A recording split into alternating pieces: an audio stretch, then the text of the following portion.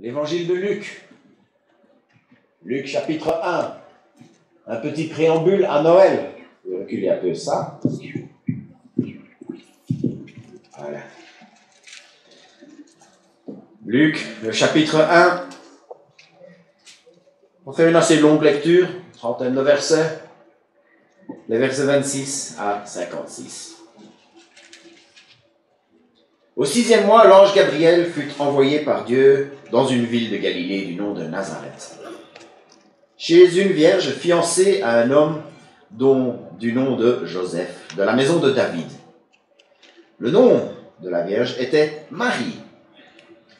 Il entra chez elle et dit : « Réjouis-toi, toi qui es comblée par la grâce, le Seigneur est avec toi. » Très troublée par cette parole, elle se demandait ce que pouvait bien signifier une telle salutation. L'ange lui dit : « N'aie pas peur, Marie, car tu as trouvé grâce auprès de Dieu. Tu vas être enceinte. Tu mettras au monde un fils et tu l'appelleras du nom de Jésus. Il sera grand et sera appelé Fils du Dieu très haut. Et le Seigneur Dieu lui donnera le trône de David, son père. Il régnera pour toujours sur la maison de Jacob. Son règne n'aura pas de fin. » Marie dit à l'ange : « Comment cela se pourrait-il, puisque je n'ai pas de relation avec un homme ?» L'ange lui répondit : « L'Esprit Saint viendra sur toi et la puissance du Très-Haut te couvrira de son ombre. C'est pourquoi l'enfant qui naîtra sera saint. Il sera appelé Fils de Dieu. Élisabeth, ta parente, a elle aussi conçu un fils dans sa vieillesse. Celle qu'on appelait femme stérile est dans son 6e mois. Car rien n'est impossible de la part de Dieu. Marie dit : « Je suis l'esclave du Seigneur, qu'il m'advienne selon ta parole. » Et l'ange s'éloigna d'elle. En ces jours-là, Marie partit en hâte vers la région montagneuse et se rendit dans une ville de Juda. Elle entra dans la maison de Zacharie et salua Élisabeth. Dès qu'Élisabeth entendit la salutation de Marie, l'enfant tressaillit dans son ventre. Élisabeth fut remplie d'Esprit Saint et cria : « Béni sois-tu entre les femmes, et béni soit le fruit de ton ventre. Comment m'est-il accordé que la mère de mon Seigneur vienne me voir ? Car dès que ta salutation a retenti à mes oreilles, l'enfant a tressailli d'allégresse dans mon ventre. Heureuse celle qui a cru, car ce que lui a été dit de la part du Seigneur s'accomplira. » Et Marie dit : « Je magnifie le Seigneur, je suis transportée d'allégresse en Dieu mon Sauveur, parce qu'il a porté les regards sur l'abaissement de son esclave. Désormais, en effet, chaque génération me dira : heureuse, parce que le Puissant a fait pour moi de grandes choses. Son nom est sacré, et sa compassion s'étend de génération en génération sur ceux qui le craignent. Il a déployé le pouvoir de son bras. Il a dispersé ceux qui avaient des pensées orgueilleuses. Il a fait descendre les puissants de leur trône et élevé les humbles. Rassasié de bien les affamés, renvoyé les riches, les mains vides. Il a secouru Israël, son serviteur, et il s'est souvenu de sa compassion. Comme il avait dit à nos pères, envers Abraham et sa descendance pour toujours, Marie demeura avec Élisabeth environ 3 mois. Puis elle retourna chez elle. Jusqu'à là la lecture pour ce matin. Aujourd'hui, je vais parler d'un personnage dans la Bible. Un personnage qui est immanquable à Noël. On la voit à chaque fois à Noël. Noël, c'est la naissance d'un enfant. Chaque fois qu'il y a la naissance d'un enfant, on entend la formule consacrée. La mère et l'enfant se portent bien. Vous avez bien compris. Aujourd'hui, je vais parler de Marie. Je pense que Marie est une des personnes qui est très incomprise dans la Bible. Il est facile de donner trop d'importance à Marie. Je vais en parler. Mais il est aussi pas facile de ne pas donner assez d'importance à Marie. Je m'explique. D'ailleurs, j'avais préparé un PowerPoint pour aujourd'hui, mais j'ai dû faire un copier-coller que j'aurais pas dû faire quelque part, et il est tout noir. Donc, ceux qui veulent le recevoir, faites-moi un petit signe et je vous l'enverrai par mail pendant la semaine.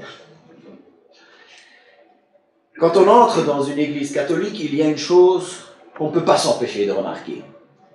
Les statues, les peintures, les représentations de la Vierge. Certaines églises sont carrément dédiées à la vénération de Marie. Il y en a même une dans une grotte gravée dans la glace, en plein Antarctique. Notre-Dame-des-Neiges, en effet, c'est une chapelle dédiée à Marie en Antarctique. Ce n'est pas à moi de juger si la foi de quelqu'un est valable. C'est Dieu qui sonde les cœurs. Mais j'ai quand même voulu dresser une petite liste d'enseignements qui sont des enseignements officiels dans l'Église catholique par rapport à Marie, pour parler de ce que c'est de donner trop d'importance à Marie. Lumen Gentium, c'est un document officiel du Concile de Vatican II qui applique à Marie le terme de médiatrix.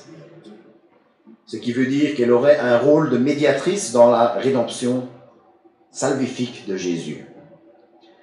Un autre thème qu'on lui donne, cette fois-ci, c'est un petit peu moins représenté, c'est le thème de co-rédemptrix. Ça signifie qu'elle participe de manière subordonnée mais essentielle à la rédemption. Cet enseignement-ci n'a pas le soutien du magistère, mais les autres que je vais mentionner en sont des enseignements officiels. D'après Pie VII, elle joue aussi un rôle d'avocate auprès du Père. Voilà la déclaration de Pie VII en 1805. Alors que les prières de ceux qui sont au ciel ont, il est vrai, quelques droits à l'œil vigilant de Dieu, les prières de Marie placent leur assurance dans le droit d'une mère. Pour cette raison, lorsqu'elle s'approche du trône de son divin Fils, elle supplie en tant qu'avocate. En tant que servante, elle prie, mais en tant que mère, elle ordonne.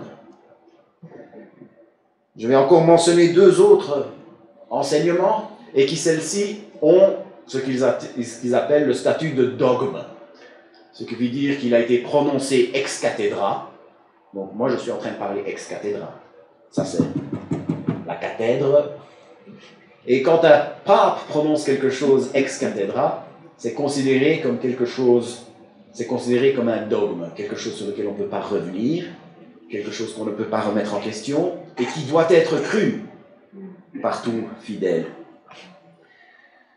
L'un d'entre eux, c'est l'Assomption. L'Assomption, c'est comme quoi elle n'aurait pas eu de mort comme tout le monde, mais aurait été enlevée. Nous, on a un petit jour de congé, le 15 août. Ça nous arrange parfois, surtout quand ça tombe un jeudi, parce qu'on fait le pont.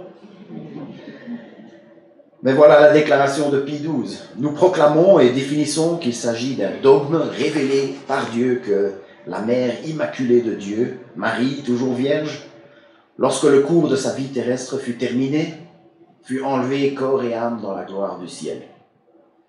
Et puis le deuxième dogme que je vais présenter, puis je m'arrêterai là, c'est celle de l'Immaculée Conception. Et cela signifie qu'elle aurait été libre du péché originel dès sa conception. Ce qui veut dire qu'elle serait sans péché. Et voilà ce qui est écrit noir sur blanc.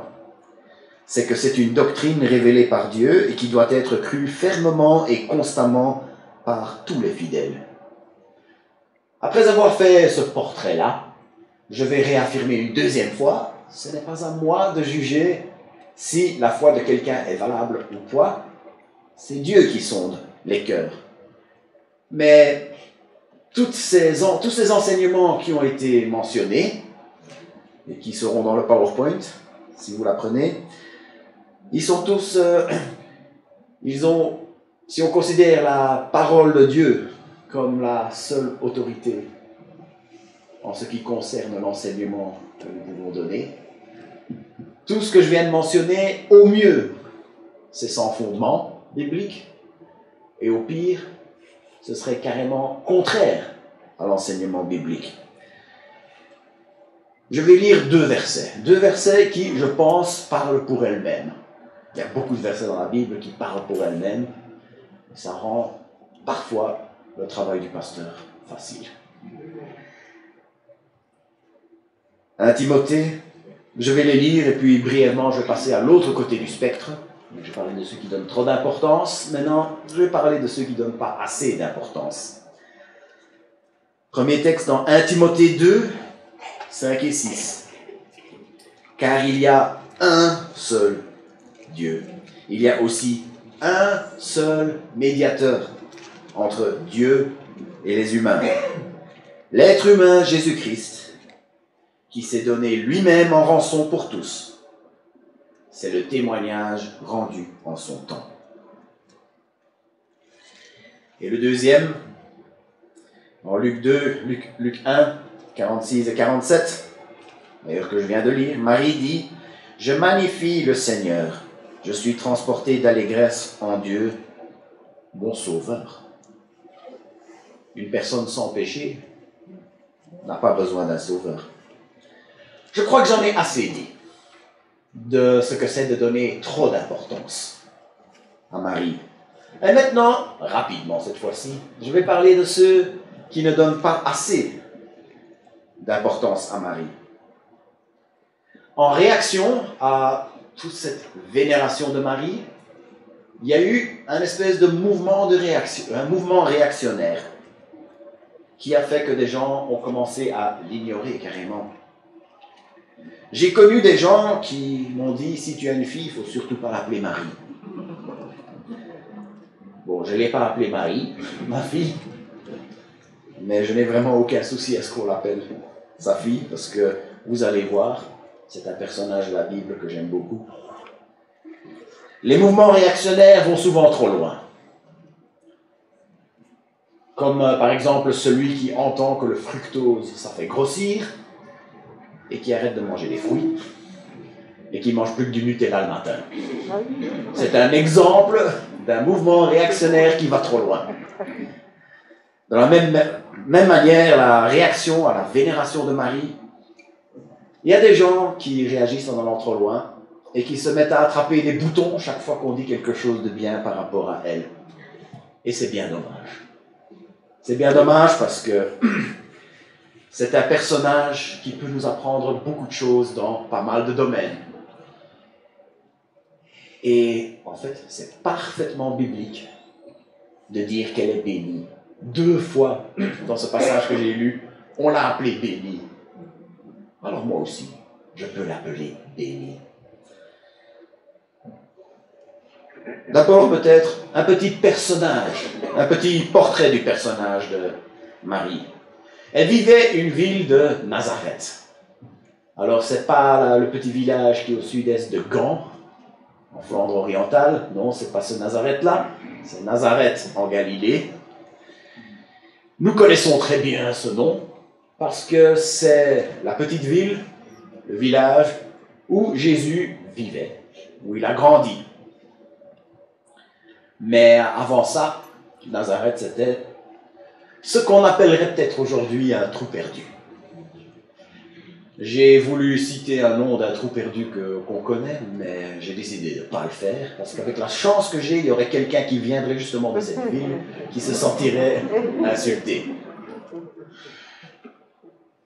En tout cas, Nazareth, c'était une petite ville qui était sans importance à l'époque. Sans importance pour les puissants de l'époque. Elle devait sans doute aussi être issue d'une famille pauvre. Alors je ne veux pas dire par là qu'elle était dans la misère, qu'elle n'avait pas de quoi manger, etc. Mais je pense que par pauvre, bon, elle n'était pas non plus esclave, c'était sans doute une femme libre, mais elle ne devait pas avoir de quoi faire des énormes économies et ne devait sans doute pas avoir de quoi s'acheter plein de belles choses. Elle était fiancée à Joseph, le charpentier. Ce qui indique que très probablement elle faisait partie de la classe ouvrière. Et la classe ouvrière à l'époque, ils avaient de quoi manger, mais ils n'avaient pas de quoi faire fortune. On a l'habitude de parler de Joseph le charpentier, et on a parfois cette image d'un gars avec un atelier de menuiserie qui fabrique des chaises et des tables chez lui. C'est possible, c'est pas impossible, mais le mot grec qui parle de son métier, c'est le mot teknoun, et c'est en fait tout artisan qui travaille les matériaux durs. Donc ça peut être, bien sûr, le bois, oui, mais ça aurait pu aussi être la pierre, ou parfois même le métal. D'ailleurs, c'est le même mot qui est utilisé quand il est parlé de poser une fondation, teknoun. Et pour autant que je sache, on ne fait pas vraiment des fondations en bois si on veut une maison qui tienne. Joseph était dans le bâtiment. Donc Marie venait d'une ville qui n'était pas forcément considérée comme grande, par les grands de l'époque, bien sûr. Loin de moi de dire que c'était un village sans importance. C'était pour les grands de l'époque que je parle. Elle était aussi plutôt pauvre, et on sait aussi qu'elle devait être plutôt jeune. Sur ce qu'on sait de la société à l'époque, c'est que les jeunes filles se fiançaient assez jeunes. On dit qu'elle était fiancée, mais pas encore mariée. Donc ça la met dans une tranche d'âge qui est assez réduite. Donc à l'époque, ce qu'on sait sur la société de l'époque, c'est que les jeunes filles se fiançaient dès qu'elles étaient en âge d'avoir des enfants. Et qu'elles se mariaient peut-être 1 an à peu près plus tard. Donc elles devaient avoir entre 12 et 14 ans. Je vais à partir de maintenant dire 14 ans, mais ça aurait pu être un peu plus, un peu moins. Voilà donc le portrait de notre jeune héroïne. Et j'ai envie de dire, si jeune et pourtant, elle a tant de choses à nous apprendre. Elle est un exemple à suivre dans pas mal de domaines. Nous allons voir qu'elle était pieuse. Nous allons voir qu'elle était humble. Et nous allons voir qu'elle était disponible. Premièrement, elle était humble. Il y avait pourtant de la matière là pour s'élever, pour se faire bien voir. Le moment que Gabriel est venu lui annoncer, c'était un moment qui était en préparation depuis des siècles. En fait, c'est tellement réconfortant de savoir que tout de suite après l'entrée du péché dans le monde, Dieu s'est mis au travail pour la restauration de l'humanité. J'ai parlé de ça la semaine passée. On dit que Dieu s'est reposé après avoir fait son œuvre de création, mais après la chute, il s'est remis au travail pour notre restauration. Il y a un passage clé en Genèse 3, verset 15. « Je mettrai de l'hostilité entre toi et la femme, entre ta descendance et sa descendance. Celle-ci t'écrasera la tête et tu lui mordras le talon. » C'est une des premières prophéties. Et c'est d'ailleurs la première prophétie qui parle de la rédemption. Dieu est en train de parler au diable ici. Il est en train de parler au serpent. Il parle d'une hostilité entre la descendance de la femme et le serpent, le diable. Jésus était bien. Jésus était bel et bien un homme comme un autre. Mais il avait quand même une particularité. Jésus, lui, il était uniquement la descendance d'une femme. Et c'est pour ça que cette naissance virginale, le fait qu'il est né d'une vierge, c'est tellement important. Parce que nous, maintenant, nous savons comment cette prophétie s'est réalisée. Jésus, le descendant d'une femme, a bel et bien écrasé la tête du serpent. Et en retour, ça lui a coûté. Il parle d'être blessé au talon. C'est symbolique de sa mort à la croix, de notre restauration. Et en fait, toute l'histoire du peuple de Dieu jusque-là a été Dieu qui se révèle et Dieu qui prépare ce moment où notre restauration allait pouvoir devenir possible. C'est Dieu qui prépare la route pour l'arrivée de son Messie. Chaque génération, à chaque naissance, on attendait celui qui allait écraser la tête du serpent. Et les textes qui parlaient de ça étaient lus très régulièrement, tous les sabbats, dans la synagogue. Les gens de l'époque avaient tous entendu Ésaïe 9, le verset 5. « Car un enfant nous est né, un fils nous a été donné. Il a la souveraineté sur son épaule. On l'appelle du nom de conseiller étonnant, Dieu héros, Père éternel, prince de paix. » On savait donc que c'était un enfant qui allait naître. Qui dit enfant, dit une maman. Une maman qui va le porter, une maman qui va l'élever. Et depuis des siècles, toutes les jeunes filles rêvaient d'être cette maman-là. Tous connaissaient aussi le verset qui suit, celui que je viens de vous lire. Ésaïe 9, chapitre 9, le verset 6. Étendre la souveraineté, accorder une paix sans fin au trône de David et à son royaume, l'affermir et le soutenir par l'équité, par la justice, dès maintenant et pour toujours. Voilà ce que fera la passion jalouse du Seigneur des armées. Ce conseiller étonnant, ce Dieu héros, ce Père éternel, ce prince de la paix, il allait accorder une paix éternelle au trône de David. Mais Marie, même si elle n'habitait pas dans la grande ville, Jérusalem, même si elle ne faisait pas partie d'une famille de nobles, elle savait tout de même qu'elle faisait partie de la descendance de David. Elle savait que le Messie allait venir de la descendance de David. En quelque sorte, ça la mettait en lice, ça la rendait éligible pour ce grand honneur. Comme je vous dis, il y avait de quoi se mettre sur un piédestal. Beaucoup d'autres personnes auraient certainement été enflées d'orgueil en sachant cela, mais pas cette petite ado. Sa réaction, nous la voyons au verset 38 de Luc 1. « Je suis l'esclave du Seigneur. » Elle aurait pu se prendre pour un général dans son armée. Elle aurait pu se prendre pour un prestigieux ambassadeur, ambassadrice. Elle aurait pu se prendre pour la main du roi. Mais non, elle a choisi plutôt de se considérer comme son esclave. L'esclave, c'est une personne dont tout dépend de son maître.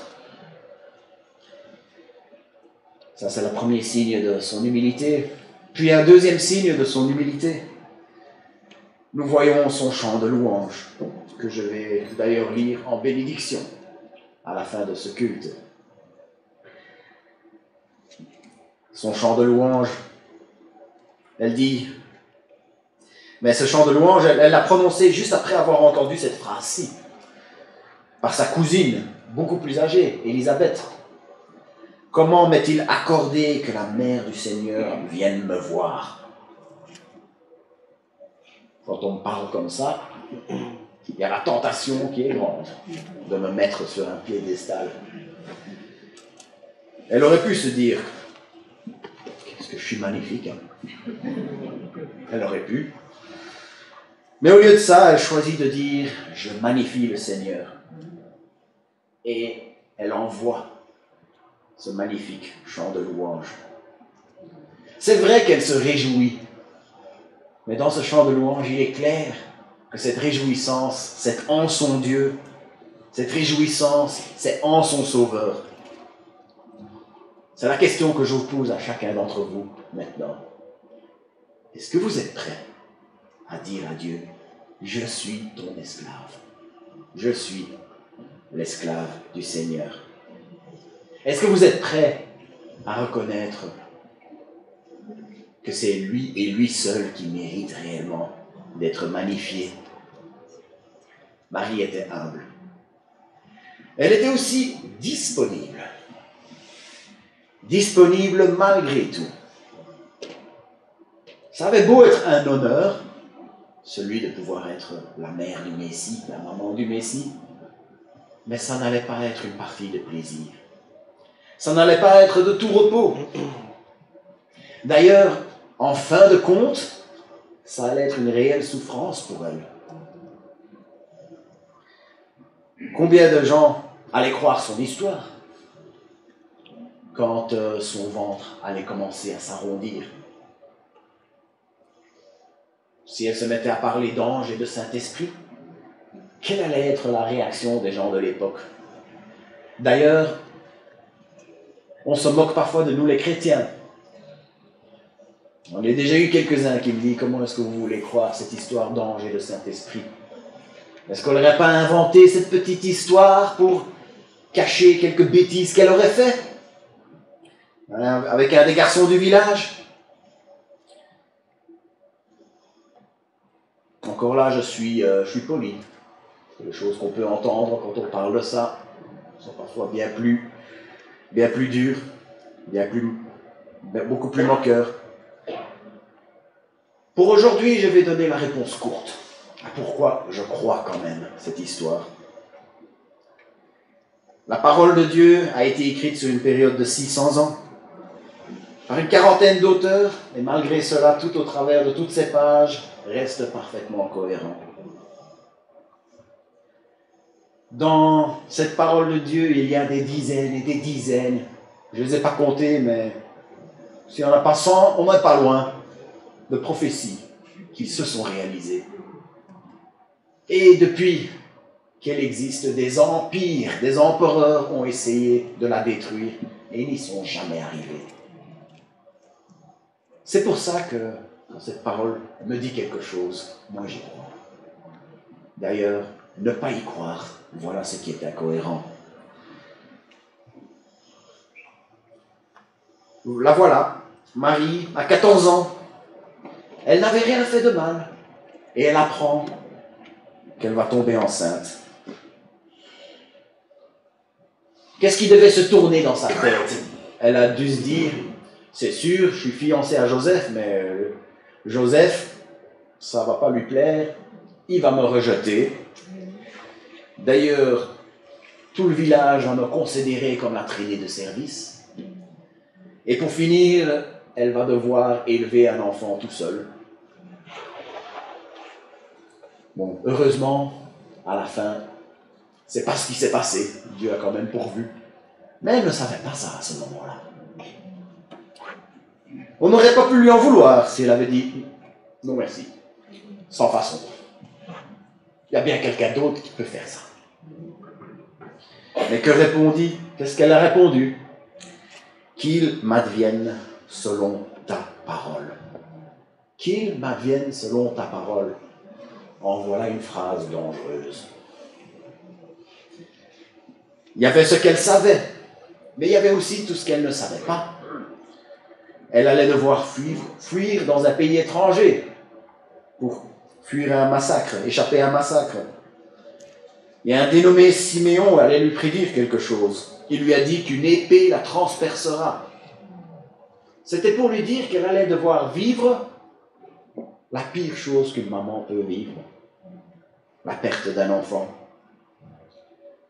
Mais je suis sûr que, en fin de compte, à la fin, elle a de nouveau pu se réjouir quand elle a finalement compris ce que Dieu avait comme objectif avec tout cela. Je suis sûr qu'à ce moment-là, elle a dû encore être, comme ils disent dans ma version, transportée d'allégresse, être dans la joie. Son chemin a été difficile, mais moi je suis sûr qu'elle n'a jamais regretté d'avoir dit qu'il m'advienne selon ta parole. À nouveau, une question que je vous pose à chacun d'entre vous. Es-tu prêt à dire cette phrase? Qu'il m'advienne selon ta parole. Ce n'est peut-être pas quelque chose qui va t'apporter rien que du bien-être. Ça va peut-être vous apporter des souffrances, mais n'est-ce pas la plus belle chose que nous pouvons dire à Dieu? Enfin, c'est la deuxième plus belle chose que nous pouvons dire à Dieu. La première, bien sûr, c'est « Je crois en ta victoire sur le péché, je crois en toi. Sois victorieux sur mon péché. » Mais après avoir dit ça, la deuxième plus belle chose que vous pouvez lui dire, c'est « Qu'il m'advienne selon ta parole. » Tu ne sais pas. Peut-être que tu ne sais pas ce que Dieu veut que tu fasses de ta vie. Ça, c'est en général quelque chose qu'on dit aux plus jeunes, aux un peu moins jeunes qui sont parmi vous, parmi nous. Vous vous demandez peut-être ce que Dieu veut que vous fassiez de ce qu'il vous reste de votre vie sur terre. Eh bien, à l'un comme à l'autre, le premier pas à faire sur ce chemin vers ce que Dieu veut pour votre vie, c'est celui de dire qu'il m'advienne selon ta parole.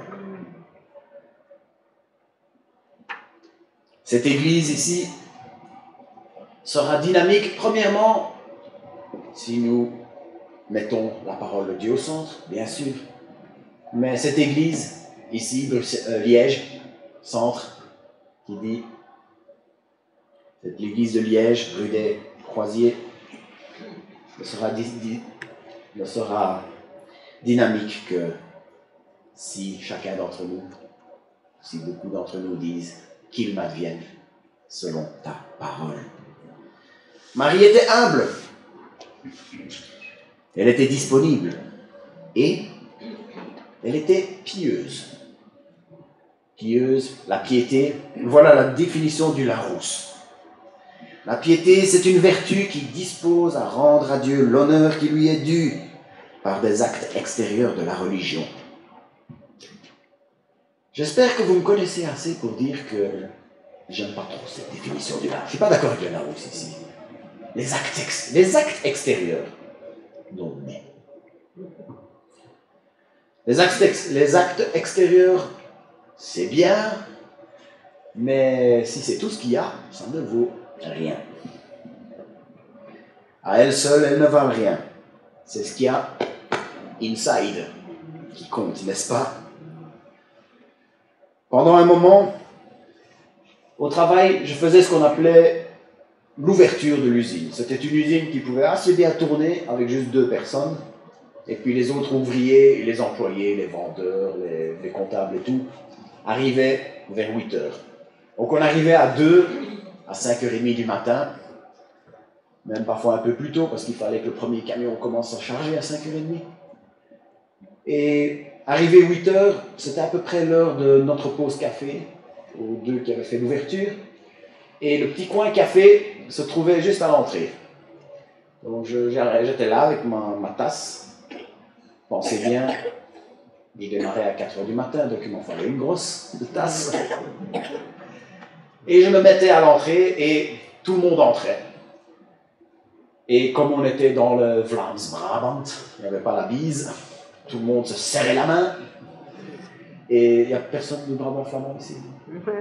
J'ai choqué personne. Ok, très bien. Ne leur dites pas. Mais j'étais là, ils venaient me serrer la main. Et je pouvais être sûr qu'il allait y en avoir un qui n'avait pas vu que j'avais ma tasse de café en main. Et qui allait me serrer bien vigoureusement la main. Et j'allais me retrouver avec du café sur la main. Parfois chaud. Vous avez peut-être remarqué que quand j'ai ma tasse de café à la sortie, je le dépose sur la chaise. Voilà pourquoi. Tout ça pour dire que quand on secoue quelque chose, ce qui déborde, c'est ce qu'il y a dedans. Quand on secoue une tasse de café, ce qui va déborder, c'est du café. Parce que dans la tasse, il y avait du café. Et c'est un peu la même chose avec nous, n'est-ce pas? Quand on nous secoue, quand on a une secousse dans la vie, ce qui va sortir de nous, ben c'est ce qu'il y a dedans. Si ce qu'il y a dedans, c'est la colère et l'amertume, Quand on est secoué, qu'est-ce qui va en sortir? De la colère et de l'amertume.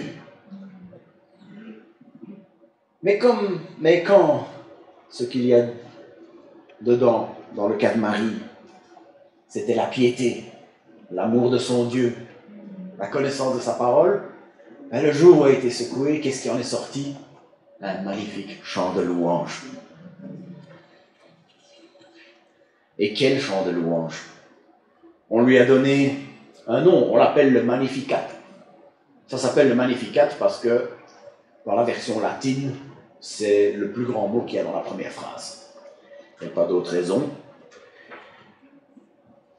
Mais quel chant, quel cantique.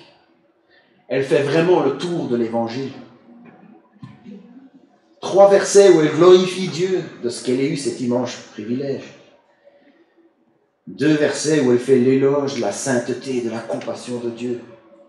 3 versets où elle parle de la repentance. Ceux qui ont l'humilité de reconnaître leurs besoins seront restaurés.